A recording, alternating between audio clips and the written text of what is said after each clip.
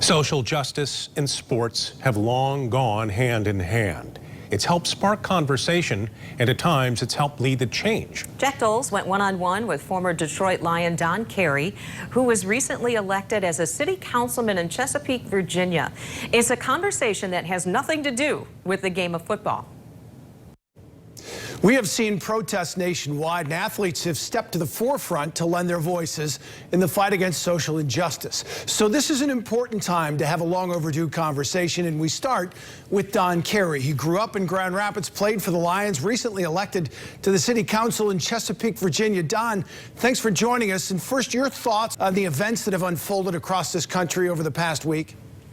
I think firstly, when you want to talk about the protest, you have to put things in the proper categories. So there is a group of people who are peacefully protesting the horrific events that happened to George Floyd in Minnesota.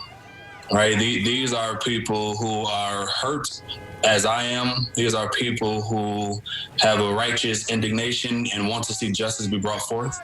I support them in their efforts to protest for justice to be brought forth. And then there's another group of individuals, many of which I'm reading are not even from the communities that they are rioting or looting in. And I think that is egregious within itself. But as Dr. King once said, we cannot denounce rioting without also in the same breath denouncing the situations or environment that brought the rioting to the forefront.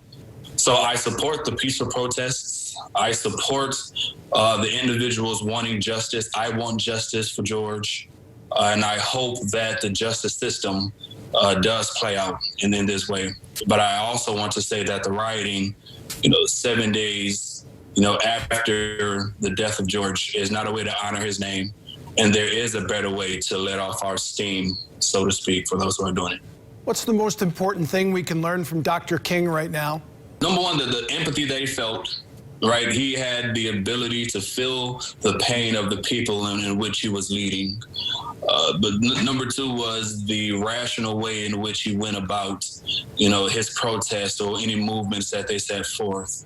There were not movements built upon emotionalism, but they were strategic in the way that they did things. I think now is a great time to take a page out of his playbook and to find ways to be strategic about our movements. Don, history has been kinder to athletes who've taken stands than society was at the time they've chosen to do so. Muhammad Ali was not loved. He's beloved now. We all know what Jackie Robinson had to endure to play baseball. Tommy Smith and John Carlos raised their fist on the Olympic podium, drew the ire of many. Colin Kaepernick cannot get a job in the NFL right now. As a black man, how difficult is it to speak your mind in this country? I don't think it's difficult at all. All right, every person must count the cost of the words that they say, or the things that they're trying to support, or the causes that they're trying to bring light to. That doesn't at all negate whatever consequences that may come as a light of that.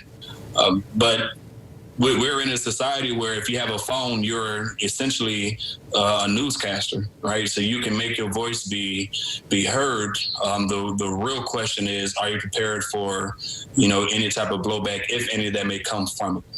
Last thing, Don, what's your advice to coaches and to leaders and how to spark change? Number one, I would say be the change you want to hope to spark. Right? Don't be afraid to reach out to the generations after you with a legacy mindset to pass down words of wisdom, experience, knowledge to a young individual who desperately needs it in order for them to be whatever that change is you're trying to inspire or instill in a particular area.